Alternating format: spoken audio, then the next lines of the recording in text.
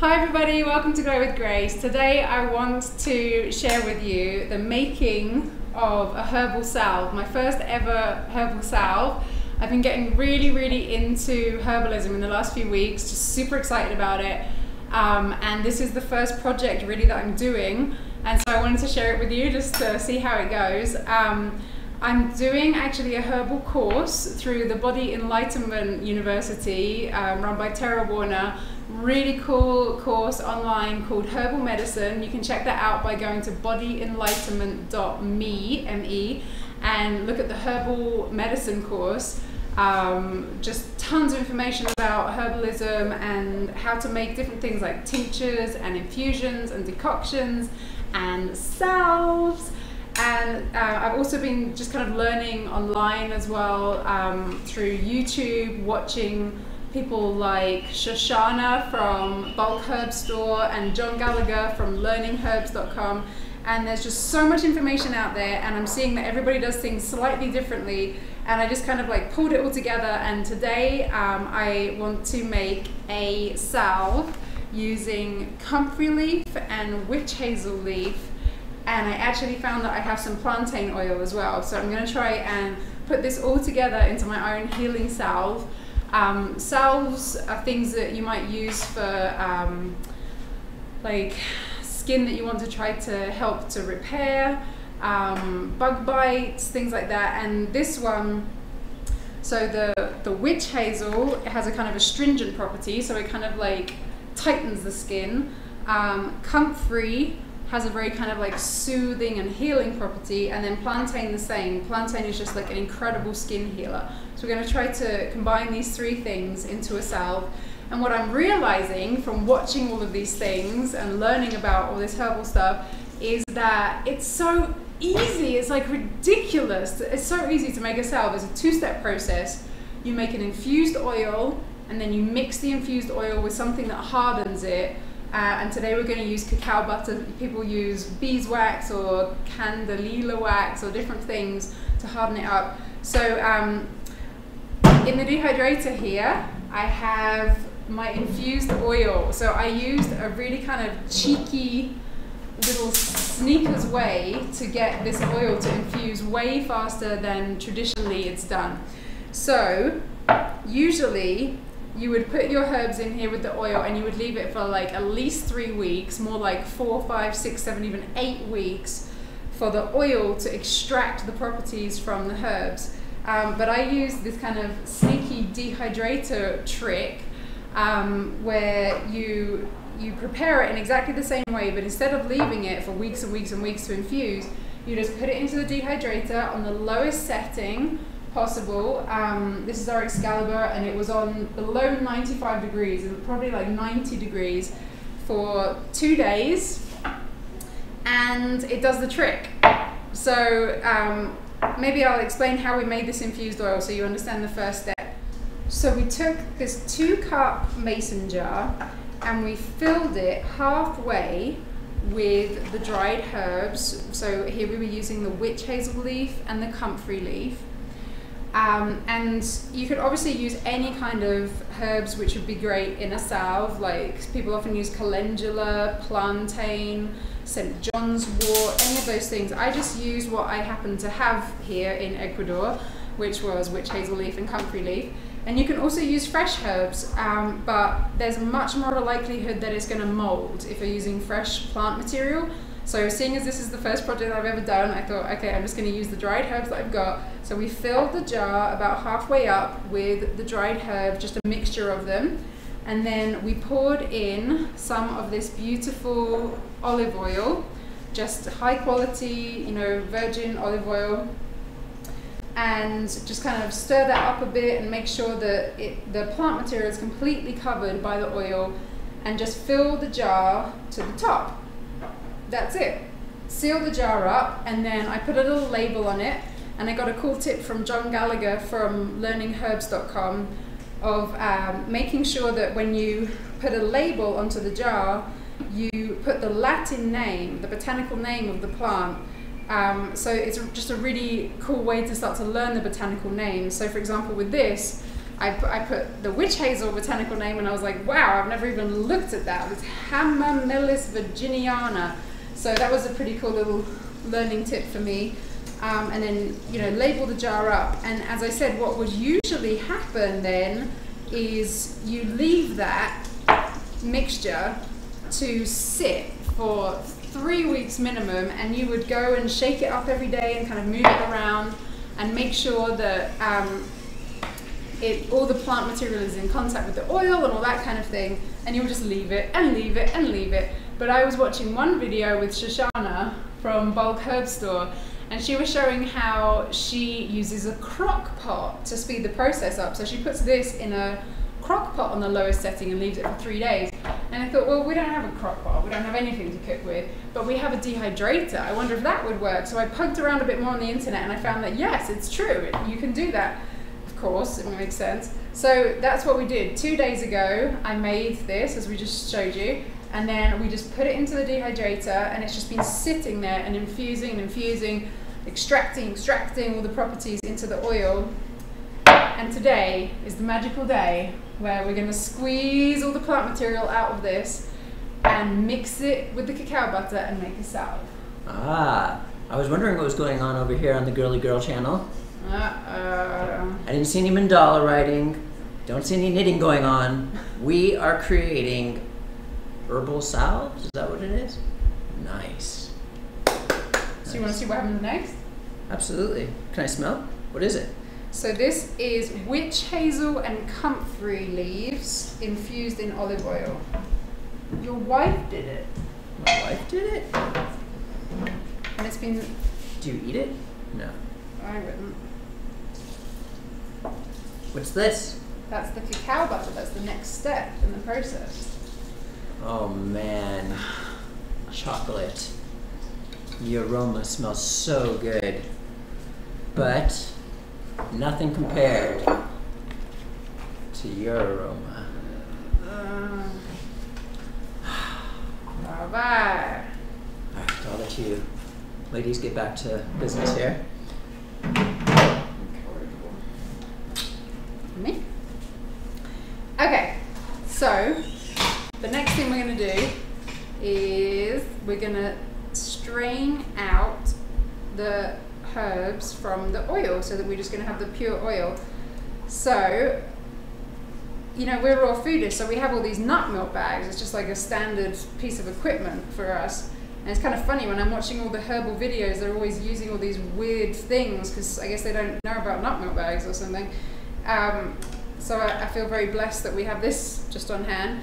So here we go. I'm going to pour this through the nut milk bag and separate off all the oil from the solids. Oopsie. Some of it sneaked through. We're going to have to do a second straining. Okay, so what I also learned recently from a friend around here who's a herbalist is she said, oh, well, if you're going to be doing all these things like making salves and tinctures and stuff, it'd be really good to get a tincture press. And I was like, oh man, what's a tincture press? And she told me that it's basically like a very strong hydraulic press for pressing out the oils and stuff. And then I realized, well, we have the Norwalk juicer and that has a hydraulic press on it. Can't I just use that? And she was like, oh yeah, totally. So that was cool. So it sounds like we can just use the hydraulic press part of the Norwalk to do this from now on. I'm just doing it like this right now because I've never done it before, and this is just like a total experiment. As you can see, it's just learning as we go. So some of the herbs sneaked in here. I'm gonna strain it again. Okay, so I strained off the oil, the infused oil, and it comes to 1 1/3 cups. I didn't know how much it was going to be. It's not like an exact science, but that's what we ended up with. And this is the next part of the story, as Mr. Monarch just told you. This is melted cacao butter, which I'm going to use as the kind of hardening agent to make this into a salve. As I mentioned, some people use beeswax, some people use candelilla wax. It's all, you know, just whatever you have, whatever you prefer. And the ratio that's usually stated for the oil to the hardening agent is 1 cup of infused oil to 1 ounce of beeswax or whatever it is. So I melted around 2 ounces of cacao butter, and I just put it in there in the dehydrator, the same as the oil was in there. So again, it was like on less than 95 degrees, it just, you know, really low temperature, just slowly melted. So we've got 2 ounces of this, so it would be ideal if we could get this to 2 cups to have like the kind of usual ratio. So what I have here, I found that in the cupboard I had a bottle of plantain oil. So somebody had already made an infused oil of plantain. From what I can tell, usually most people do infusions in oil with 1 plant at a time. So I did the comfrey and the witch hazel together, and that's fine, you know, and you can also do it separately or whatever. I think people often do it 1 plant at a time though. So this is just plantain oil. Again, plantain is really great for skin healing of all kinds, you know, bug bites and bee stings and scratches and bruises and everything. So this is just olive oil with plantain in it, the same as this is olive oil with comfrey and witch hazel. And I'm just going to pour all of this in with my mixture, and we'll see how much we get. And plantain, by the way, if you're not familiar with it, is that little green leafy guy who grows in your garden pretty much wherever you live or all around you. It's not plantain as in banana, which is how things are down here in Ecuador. It's plantain, the green guy, who you find in your gardens. And you know what I found out the other day? I couldn't believe it. Psyllium husk, you know, the psyllium husk that people use to do cleansing and like a broom to move through their intestines and stuff. Psyllium husk comes from the plantain plant. You know, like when the plantain gets older and it has like these, you know, shoots coming up with all the seeds on it, that's what psyllium husk is. They collect the kind of shells off of the seeds. That's what psyllium husk is. I couldn't believe it. Everywhere, it grows all around you. So, let me see what we got now. We are now at 1 cup and 2/3. So, this is never an exact science. So we're just going to start adding in the cacao butter to make it into a salve, and we'll just see how it thickens. You can always add more cacao butter or more oil depending on how the consistency comes out, so I'm not worried about it. You know, it's not like, oh, I have to get the exact ratio. So I'm going to pour in the majority of this cacao butter and stir it up. Boom, boom, boom. And it's not going to start to harden right away, it's going to take time. And obviously we want to get it into our containers anyway before it hardens up, but we're just going to mix those together. I think I'm just going to go ahead and put all of this cacao butter. So 2 ounces of cacao butter that was to 1 2/3 cups of infused oil.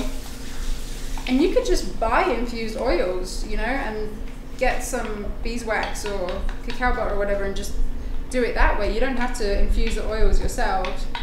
Just like I had that plantain one from somebody else, you could just buy infused oils from someone.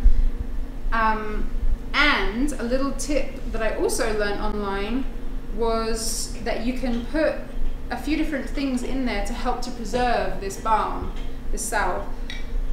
So one of the things you can put in is rosemary essential oil. Another one is, what's the word? Grapefruit seed extract. And you just want to put in a few drops of this. So one way that you could do it is decant this into your different containers and put like 1 drop of rosemary oil into every container. Or you could just like put a few drops into here, which I'll do. And that will just help to preserve it, as well as, you know, obviously giving its own healing qualities as well from the rosemary. So we're just going to stir all of that up, and then I have various containers here that are all just kind of completely random because again we're in Ecuador and I can't really just like go and get like ideal crafting supplies from anywhere because it just doesn't exist. So I have some smaller things, like this was actually a witch hazel salve that I bought. I have this like empty jar, and I have from another balm, and I have some like all different kind of containers, darker glass and lighter glass. And from what I understand, these salves typically have a shelf life of around a year. Sometimes it's a little bit less, sometimes it's a little bit more. The maximum I've heard was like 2 years. But you don't want to kind of make massive amounts of anything. That's what everyone kept telling me. Don't make massive amounts because, you know, they don't last forever, you know. But the rosemary oil will help it to last a bit longer. So I'm gonna just decant this into various of these containers, and I'll just give them as gifts. You know, that's what somebody said who I was watching. I think it was maybe Shoshana from Bulk Herb Store. She said once you start doing this and you just see how beautiful they are, this just starts to become like everybody's birthday and Christmas presents, like forevermore. So I think that's pretty cool, like an amazing homemade, handmade gift, just like completely full of love. I mean, it just sounds like a great gift to be giving people. Wow, look at that, that perfectly filled 4 of these containers. So now I'm going to wait for them to harden up, and then maybe we'll come back and show you what kind of consistency they are. I actually heard another tip that I forgot to do, to just fill like 1 container first, put it in the fridge so it starts to harden up and you can see what kind of consistency it is. And if it's a consistency you like, then very good, and if it isn't, throw it back with the rest of it and put in either more of the hardening material, the cacao butter, the beeswax, whatever, or more of the oil to loosen it up more, but we skipped that part. So let's just hope it's a good consistency. So we'll come back and show you when these guys have cooled down and hardened up. Okay, so it's the next day, and it turned out that I did not do the ratio very well, and the salve was just not hardening up. So I put this one in the fridge, and it did harden, but it was so loose that literally you just touched it and it turned to oil again. So, and the ones that I left out here just wasn't happening at all. So today, what I've done is I've remelted, well, I took everything out of the pots and put it back in here and back in the dehydrator, and then I melted a mass of new cacao butter. So we're going to experiment again, and this time I'm going to try and do that clever that of just filling 1 pot and putting it in the fridge and seeing what happens. So this is just complete guesswork because that ratio obviously didn't work with these oils and cacao butter. So let's just see. Let's see what that does. I don't know what to tell you. That was probably like another ounce, 2 ounces. I don't know, I didn't check. Anyway, we're going to stir that up. So this is exactly the same as, this is just what we finished with yesterday. And we're just adding in extra cacao butter. And we've actually been using this a little bit already, Araya, our daughter, and I, because we were like cleaning out all the pots and stuff, and we were getting it all over our hands, and it's really nice. I really like it, even without it being the best consistency yet. You know, I'm feeling to put some more in. Alright, so it turns out that we were on a winning formula. I put this one into the freezer actually to try and harden it up quicker, and it's totally hardening up. I left it in there for about 15 minutes.